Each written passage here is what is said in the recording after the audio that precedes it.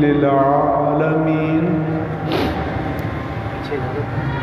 خاتم الأنبياء والمرسلين إمام الأولين والآخرين سيد الرسل والنبيين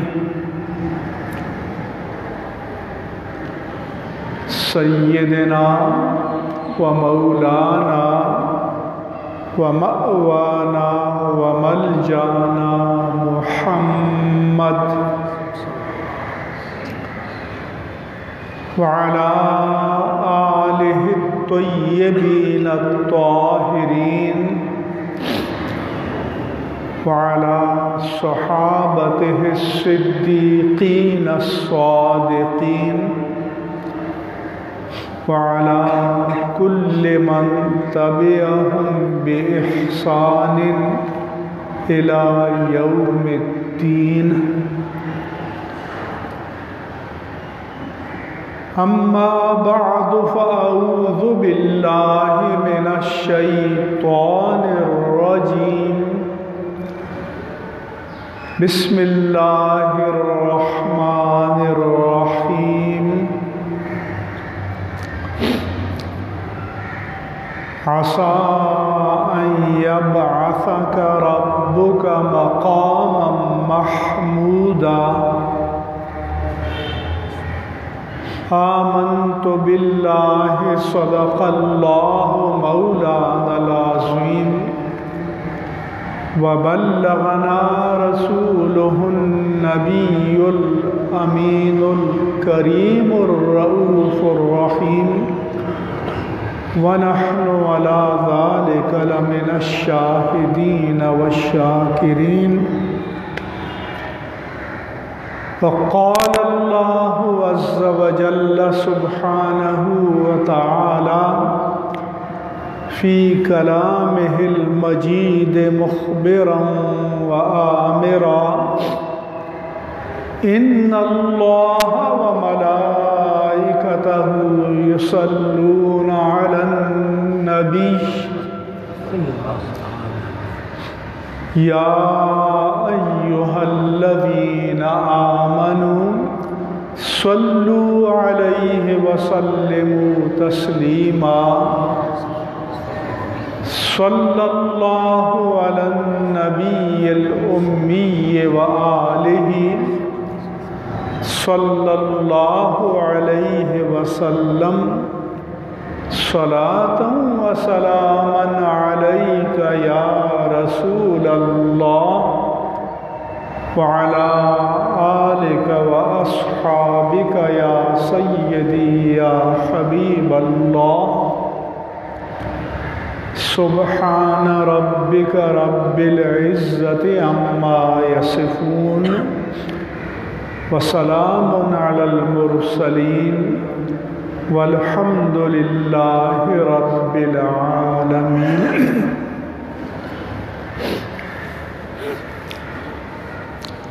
حضرات محترم، عقیدہ نبوت و رسالت کے موضوع پر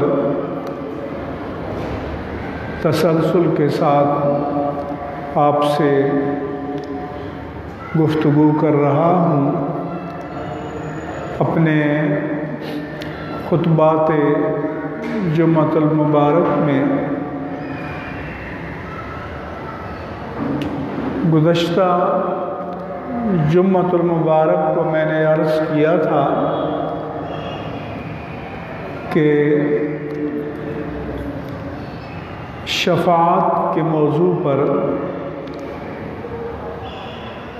یا مقام محمود اور شفاعت کبریٰ کے موضوع پر آپ سے مستقل گفتگو کروں گا اور پھر اس کے بعد ختم نبوت کے موضوع پر.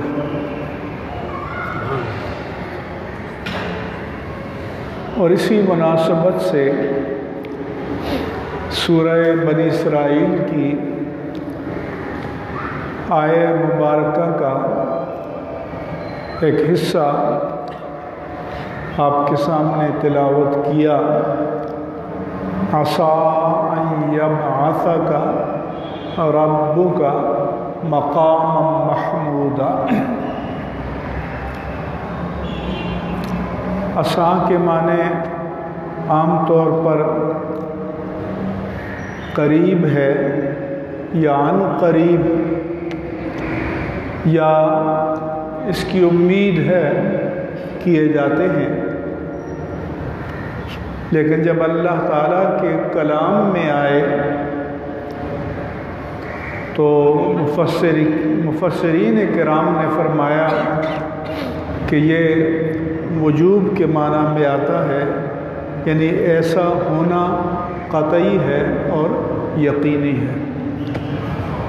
اس لیے میں اس کا ترجمہ کرتا ہوں کہ یقیناً آپ کا رب آپ کو مقام محمود پر فائز فرمائے گا، اور یہ مقام محمود وہی ہے جس کے لیے ہم اذان کے بعد دعا مانگتے ہیں کہ رسول اللہ صلی اللہ علیہ وآلہ وسلم نے فرمایا کہ اذا اذن المؤذن فقولوا مثل ما یقول المؤذن، کہ جب مؤذن اذان دے تو مؤذن جو کلمات اذان پڑھے بیچ میں جو وہ سکتہ کرتا ہے، وقفہ کرتا ہے، اس میں تم بھی ان کلمات کو دہراؤ، اور جب وہ حی علی الصلاۃ یا حی علی الفلاح کہے کہ آؤ نماز کی طرف، آؤ فلاح کی طرف، تو اس کے جواب میں تم کہو کہ لا حول ولا قوت الا باللہ، کہ برائی سے پھیرنے والا، دور کرنے والا، بچانے والا اور نیکی کی طاقت دینے والا، توفیق عطا کرنے والا کوئی بھی نہیں سوائے اللہ۔ چونکہ عمل کی دعوت ہے تو بندہ دعا کرتا ہے کہ یا اللہ تیری توفیق نصیب ہوگی تو مجھے عمل کی سعادت ملے گی۔ پھر فرمایا کہ جب اذان مکمل ہو جائے تو پھر درود پڑھو، کیونکہ جو مجھ پر درود پڑھتا ہے تو اللہ تعالیٰ اس پر 10 رحمتیں نازل فرماتا ہے۔ پھر فرمایا کہ ثم صلوا اللہ لی الوسیلہ، پھر میرے لیے وسیلہ کی دعا مانگو۔ یہ وسیلہ عام معنی میں نہیں ہے کہ جیسے ایک دوسرے کا وسیلہ بن جاتا ہے، ذریعہ بن جاتا ہے، سپورٹر بن جاتا ہے، یہ نہیں۔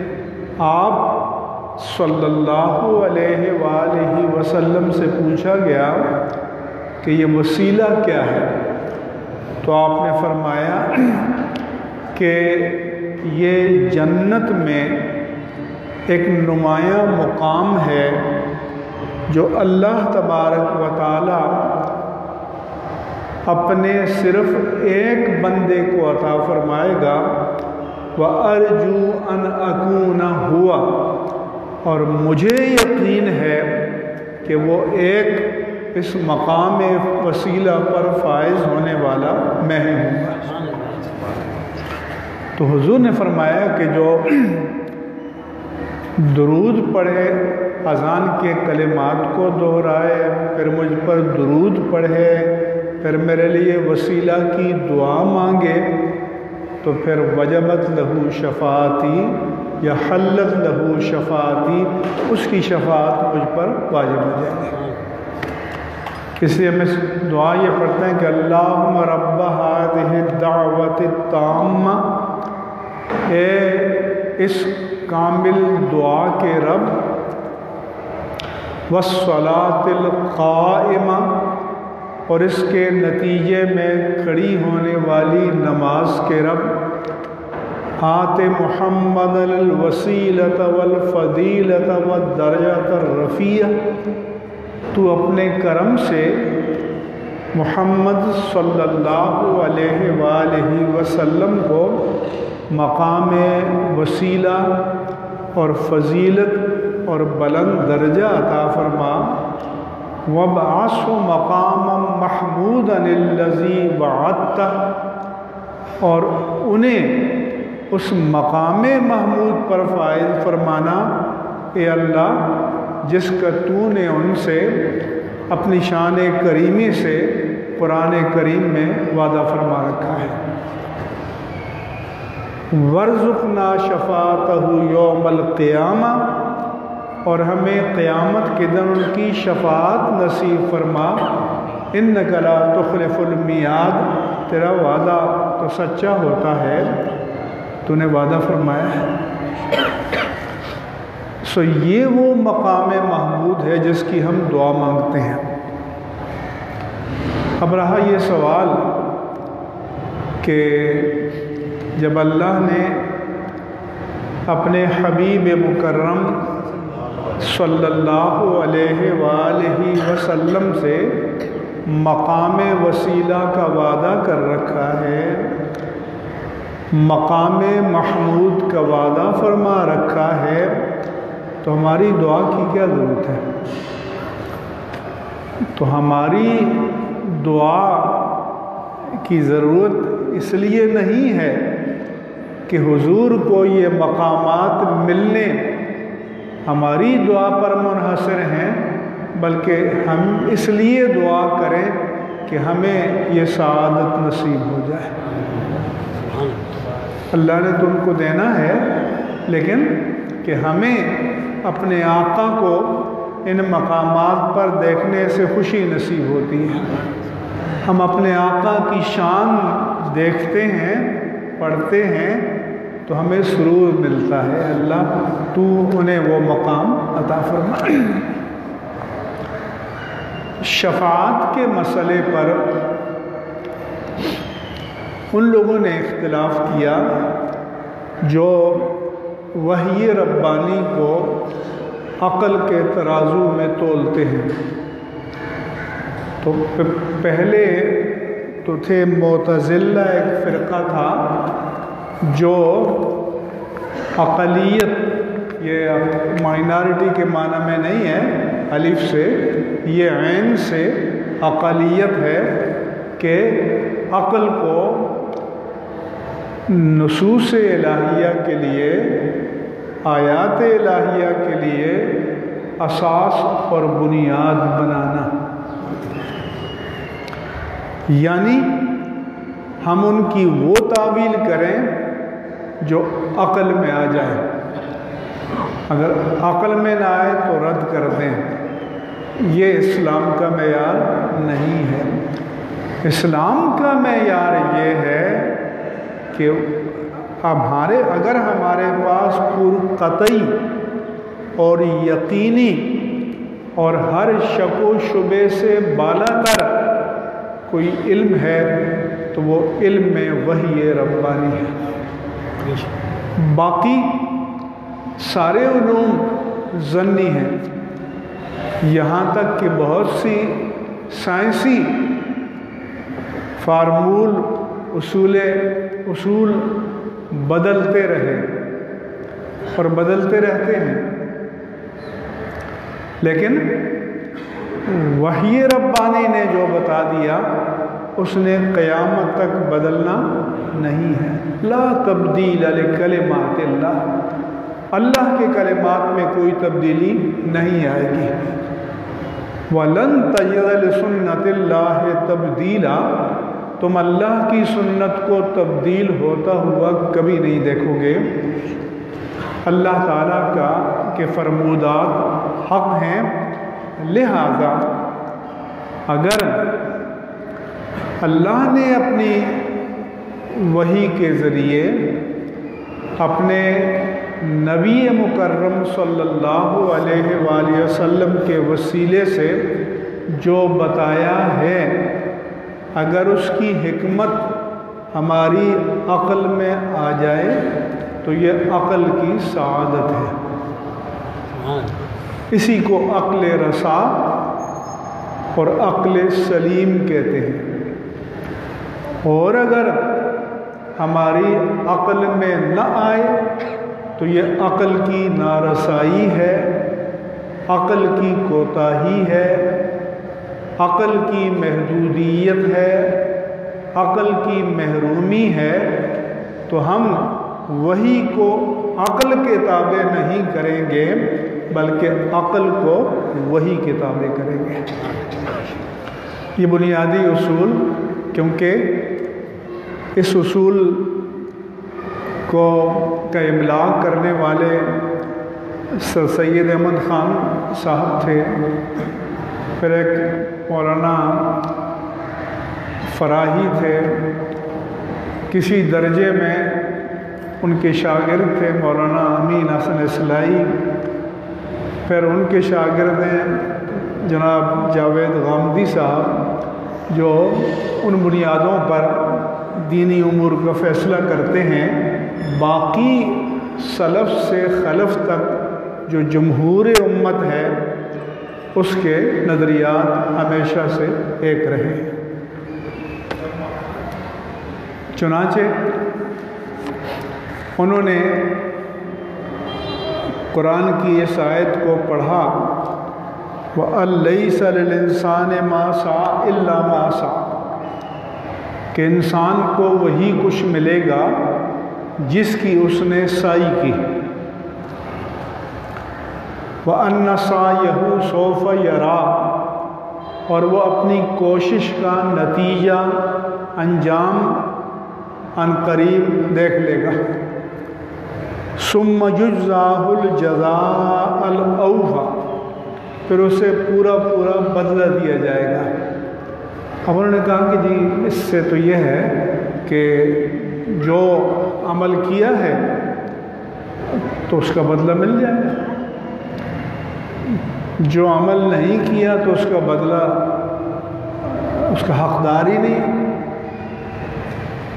تو ہمارے علماء نے کہا، حضور نے فرمایا ایک حدیث میں کہ تمہاری بہترین کمائی تمہارے بما کسبت ایدیکم، جو تمہارے ہاتھ کی کمائی ہے، تمہاری بہترین کمائی، پاکیزہ کمائی وہ ہے جو تمہارے ہاتھ کی کمائی ہے۔ وَإِنَّ أَوْلَادَكُم مِّن كَسْبِكُم، اور تمہاری اولاد بھی تمہاری کمائی ہے۔ لہذا اولاد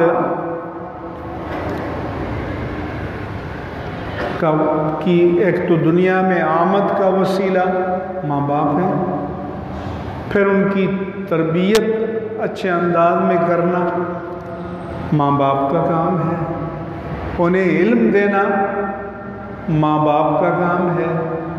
تو اگر ماں باپ نے یہ محنت کی ہے، تربیت کی ہے، تعلیم دی ہے، تو تبھی تو اللہ کے رسول نے فرمایا کہ اذا مات الانسان انقطع عنہ عملہ، جب انسان مر جاتا ہے تو اس کے اعمال خیر کا جو کھاتے ہیں وہ کلوز ہو جاتے ہیں، کوئی انٹری نہیں ہوتی اس کے بعد۔ الا من ثلاثہ، مگر فرمایا کہ 3 کھاتے کھلے رہتے ہیں، مرنے کے ساتھ کلوز نہیں ہوتے، بند نہیں ہوتے، ان میں انٹریز ہوتی رہتی ہیں۔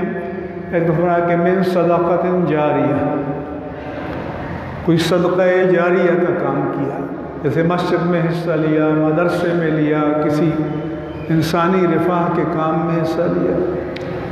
او علم ينتفع به، یا ایسا علم سکھایا کسی کو جس سے اسے نفع پہنچا، جس سے انسانیت کو نفع پہنچا۔ تو اب وہ تو چلا گیا ہے، لیکن اگر اس کے شاگرد آگے علم کو پھیلا رہے ہیں تو چونکہ اس کے عالم بننے میں یا حافظ بننے میں یا قاری بننے میں اس کی محنت کا دخل ہے، تو وہ اپنے کیے کی جزا تو پائے گا، لیکن جس نے اس کو بنایا ہے اس کو بھی اجر ملتا رہے گا، علم نافع کا اجر ملتا رہے گا۔ اور فرمایا کہ او ولد صالح یدعو لہ،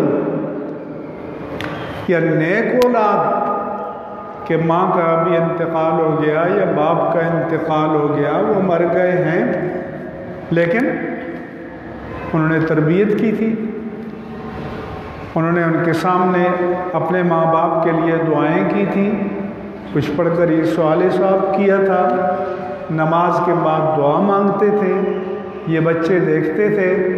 اب یہ بچے دعا کر رہے ہیں تو اس دعا کا فائدہ قبر میں ان کے ماں باپ کو مل رہا ہے۔ اس لیے ایک حدیث میں ہے کہ ترفع للمیت درجتہ، کہ قبر میں میت کا درجہ بلند ہو جاتا ہے یا تکلیف راحت میں بدل جاتی ہے، مشکل آسانی میں بدل جاتی ہے، تو حیران ہو کر عرض کرتے ہیں کہ یا رب انا ذالکا، اے پروردگار یہ کرم کیسے ہو گیا؟ اسے بتایا جاتا ہے کہ ھذا لدعائے ولدک لک، کہ تم جو پیچھے اولاد چھوڑ کر آئے ہو انہوں نے تمہارے لیے دعا کی ہے، اور اس دعا کی برکت سے ہم نے تمہیں قبر میں راحت عطا کی ہے۔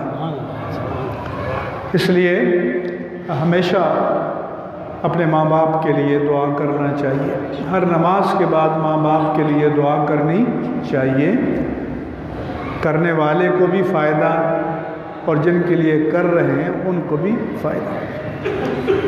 قرآن کریم میں آیات دونوں طرح کی ہیں، شفاعت کی نفی بھی ہے۔ مثلا فرمایا کہ یا ایھا الذین آمنوا انفقوا مما رزقناکم من قبل ان یأتی یوم، اے مومنو قبل اس کے کہ وہ قیامت کا دن آ جائے اللہ کے دیے ہوئے مال میں سے کچھ اس کی راہ میں خرچ کر دو، سارا نہیں مانگا، مما رزقناکم، اس مال میں سے کچھ حصہ جو ہم نے تمہیں دیا ہے خرچ کر دو، قبل اس کے کہ وہ دن آ جائے کہ لا بیع فیہ، وہاں یہ نہیں ہوگا کہ ہم پیسے دے کر نیکیاں خرید لیں، اسٹال لگے ہوئے ہیں، سپر اسٹور بنے ہوئے ہیں، ولا خلہ، دوستی بھی کام نہیں آئے گی، ولا شفاعہ، اور کافروں کو سفارش بھی کام نہیں آئے گی، سفارش بھی کام نہیں آئے گی۔ تو اس لیے فرمایا کہ اس دنیا میں رہتے ہوئے اپنے مال کو خرچ کرو۔ اسی طرح سے فرمایا کہ اللہ تبارک و تعالیٰ نے کہ وہاں پر لوگ کہیں گے فَهَلْ لَنَا مِنْ شُفَعَاء، کوئی یہاں اس مشکل کی گھڑی میں ہمارا سفارشی ہے،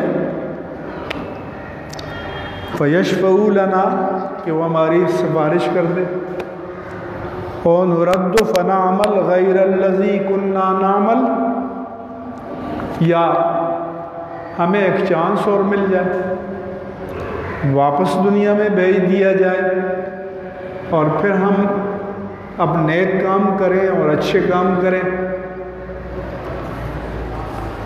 اسی طرح سے فرمایا اللہ تعالیٰ نے وَمَا أَضَلَّنَا إِلَّا الْمُجْرِمُونَ، پھر وہاں سلطانی گواہ بن جائیں گے کہ اللہ ہمیں تو مجرموں نے بہکایا، بھٹکایا، ورغلایا، گمراہ کیا۔ فَمَا لَنَا مِنْ شَافِعِينَ، اب ہمارا سفارش کرنے والا کوئی نہیں۔ وَلَا صَدِيقٍ حَمِيمٍ، کوئی حمایتی دوست، سرگرم دوست کوئی نہیں۔ فَلَوْ أَنَّ لَنَا كَرَّةً فَنَكُونَ مِنَ الْمُؤْمِنِينَ، یا ہمیں ایک چانس اور مل جائے، ایک باری اور مل جائے تو ہم سچے مومن بن کر زندگی گزاریں، وہاں یہ لوگ کہیں گے۔ پھر اللہ پاک نے فرمایا یا بنی اسرائیل اذکروا نعمتی التی انعمت علیکم، اے بنی اسرائیل میری اس نعمت کو یاد کرو جو میں نے تم پر کی۔ وَأَنِّي فَضَّلْتُكُمْ عَلَى الْعَالَمِينَ، اور میں نے تمہیں اب اس زمانے کے لوگوں پر فضیلت عطا کی۔ وَاتَّقُوا يَوْمًا لَا تَجْزِي نَفْسٌ عَن نَفْسٍ شَيْئًا، اور تمہیں یہ تاکیدی حکم دیا کہ اس دن سے ڈرو، آخرت کے دن سے، جب کوئی بندہ کسی کے کام نہیں آئے گا۔ لا يقبل منها شفاعہ، کوئی سفارش قبول نہیں کی جائے گی۔ ولا يؤخذ منها عدل، ان سے کوئی بدلہ نہیں قبول کیا جائے گا۔ ولا هم ينصرون، اور ان کی کوئی مدد نہیں کی جائے گی۔ اسی طرح اللہ تعالیٰ فرماتا ہے وَيَعْبُدُونَ مِن دُونِ اللَّهِ مَا لَا يَضُرُّهُمْ وَلَا يَنفَعُهُمْ، یہ لوگ اللہ کو چھوڑ کر باطل معبودوں کی عبادت کرتے ہیں جو انہیں نہ نفع پہنچاتے ہیں اور نہ نقصان۔ یقولون ہؤلاء شفعاؤنا عند اللہ، پوچھے کہ بھئی یہ کیوں کرتے ہو بتوں کے آگے، غیر اللہ کے آگے؟ وہ کہتے ہیں یہ اللہ کے پاس ہماری سفارش کریں گے۔ قل اتنبئون اللہ بما لا یعلم فی السماوات ولا فی الارض، پھر اللہ تعالیٰ فرماتا ہے فما تنفعهم شفاعۃ الشافعین، انہیں سفارش کرنے والوں کی سفارش فائدہ نہیں دے گی۔ سورہ احزاب میں فرمایا یہاں جو اپنے لیڈروں کے پیچھے لگ جاتے ہیں اور ان کے کہنے پر ناجائز کام کرتے رہے، اور جب انجام سامنے آیا تو اللہ فرماتا ہے کہ وَقَالُوا رَبَّنَا إِنَّا أَطَعْنَا سَادَتَنَا وَكُبَرَاءَنَا فَأَضَلُّونَا السَّبِيلَ، وہاں سلطانی گواہ بنیں گے جس کو آپ اپروور کہتے ہیں قانون کی زبان میں، کہ اے اللہ، اے ہمارے پروردگار، ہم نے اپنے لیڈروں کا، اپنے سرداروں کا، اپنے بڑوں کا کہا مانا، انہوں نے راہ راست سے ہمیں بھٹکا دیا، بہکا دیا، گمراہ کر دیا۔ ربنا آتہم ضعفین من العذاب ولعنہم لعنا کبیرا، اے ہمارے پروردگار، ان کے پیچھے چلنے سے، ان کو فالو کرنے سے دنیا میں ان کے احکام ماننے سے ہمارا بیڑا تو غرق ہوا، لیکن انہیں ہم سے بھی ڈبل عذاب دے دے اور ان پر بڑی لعنت فرما۔ چنانچہ یہ آیات موجود ہیں جن میں کسی سفارش کی نفی ہے، لیکن جہاں نفی ہے وہاں اس بات بھی ہے۔ مثلا یہ جو سورہ بقرہ کی آیت پڑھی تھی کہ یا ایھا الذین آمنوا انفقوا مما رزقناکم من قبل ان یأتی یوم لا بیع فیہ ولا خلۃ ولا شفاعۃ، اسی کے بعد آیت الکرسی ہے، اور آیت الکرسی میں اللہ فرماتا ہے کہ من ذا الذی یشفع عندہ الا بإذنہ، کس کی ہمت ہے، کس کی مجال ہے، کس کا حوصلہ ہے کہ وہ اس کی عدالت میں، اس کی بارگاہ میں کسی کی سفارش کرے، مگر اللہ فرماتا ہے کہ ہاں وہ کرے گا جسے میں اذن عطا کروں گا۔ تو اس کو کہتے ہیں شفاعت بالاذن، کہ جسے اللہ اذن عطا فرمائے گا وہ شفاعت کرے گا، اس کی شفاعت قبول ہوگی۔ اسی طرح سے جیسے دنیا میں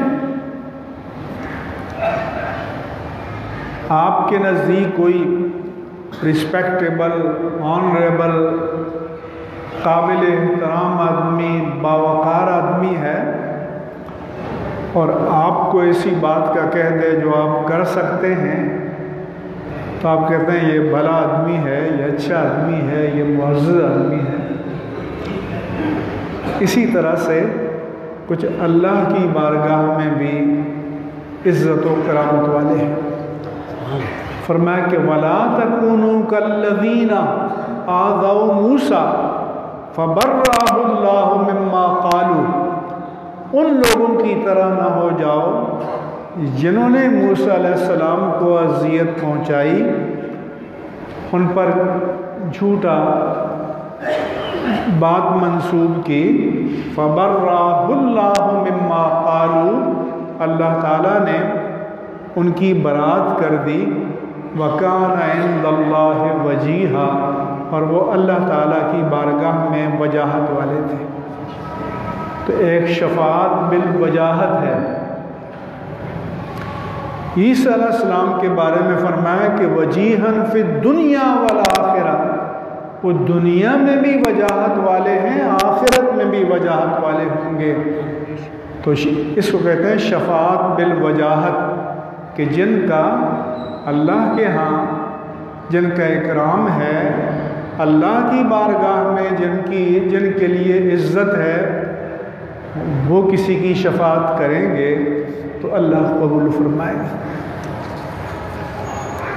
اور جملہ انبیاء کے بارے میں فرمایا کہ وَإِنَّهُمْ عِنْدَنَا لَمِنَ الْمُصْطَفَيْنَ الْأَخْيَارِ، بے شک یہ جو انبیاء کرام ہیں یہ ہمارے نزدیک چنیدہ ہے،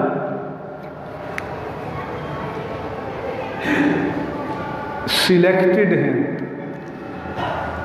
اخیار، پسندیدہ ہیں، یہ ہمارے ہیں۔ تو جب اللہ کے چنیدہ ہیں تو آج کل آپ کو پتہ ہے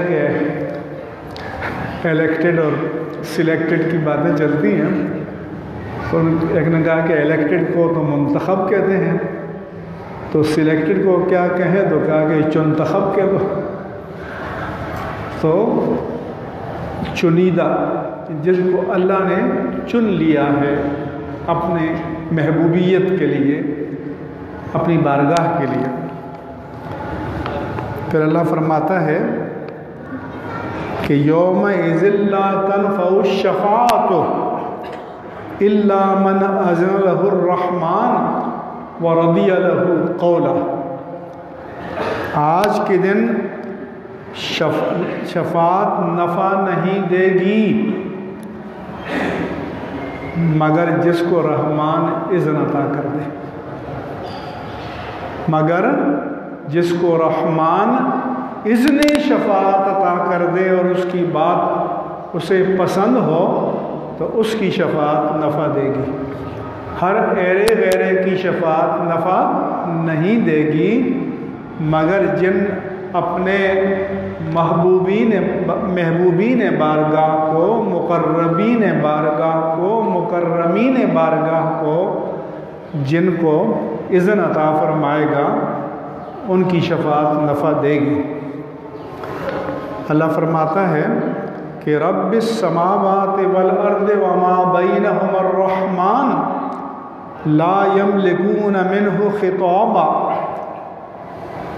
کہ جو آسمانوں اور زمینوں اور جو کچھ ان کے درمیان ہے ان کا رب ہے، اس سے کوئی اس وقت اس کی بارگاہ میں کچھ کہنے کا کسی کو اختیار نہیں ہوگا، کچھ کہنے کی کسی کو مجال نہیں ہوگی۔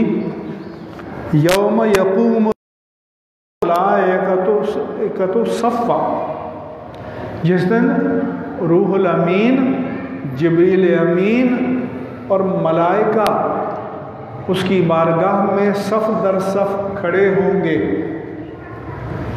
لا یتکلمون، لیکن کچھ کہہ نہیں سکیں گے، کہنے کی تاب نہیں ہوگی۔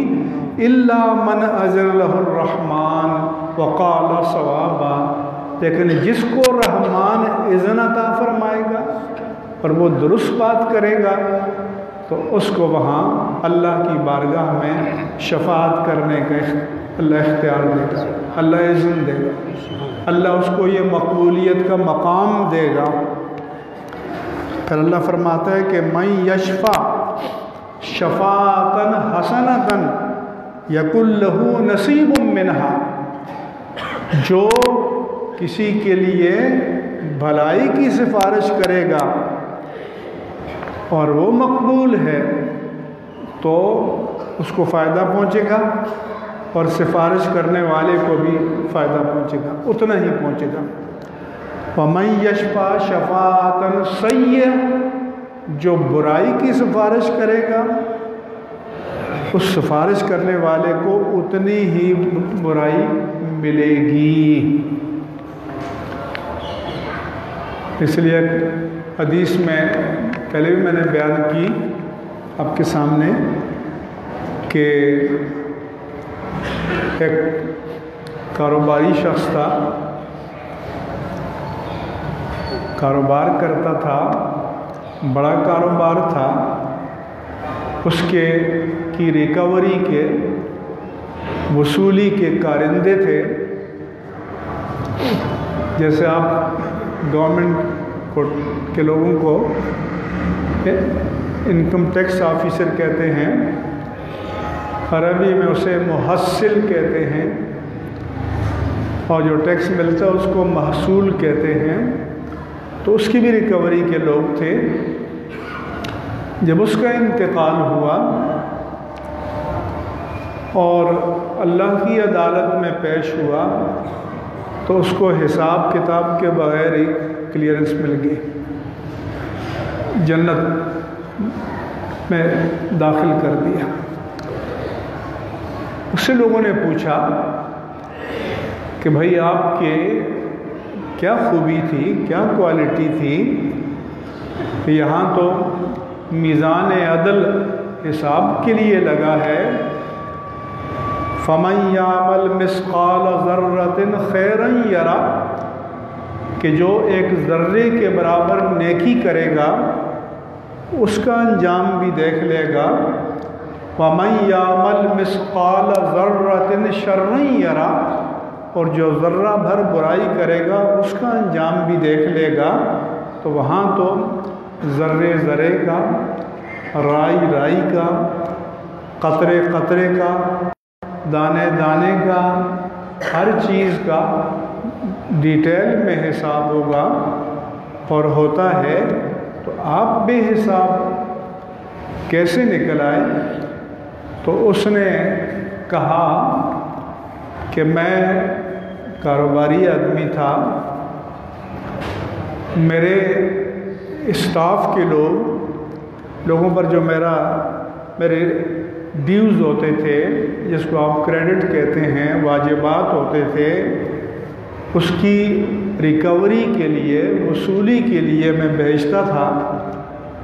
اور اس زمانے میں یہ ظاہر ہے کہ یہ نوٹ ووٹ تو نہیں چلتے تھے، سونے کے دینار ہوتے تھے، چاندی کی اشرفیاں ہوتی تھیں، اور جیسے آج کل 24 کیرٹ کا، 22 کا، 21 کا، 20 کا، 18 کا ہوتا ہے، تو اس وقت بھی کیرٹ کی بہت 100% کہیں میں کھوٹ ملا دیتے تھے۔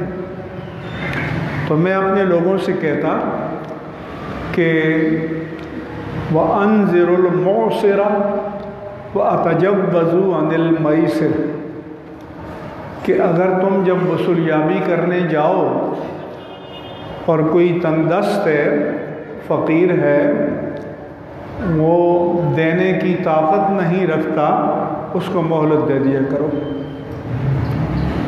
اور کوئی مالدار ہے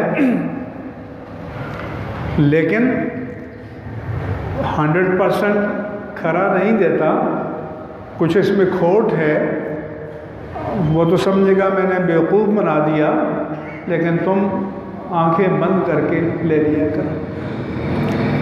تو اللہ نے فرمایا کہ یہ بندہ ہو کر کھوٹا قبول کر لیتا تھا، میں اس کا رب ہو کر اس کا کھوٹا کیوں قبول نہ کروں؟ اور اللہ تعالیٰ نے مجھے بے حساب جنت میں بھیج دیا۔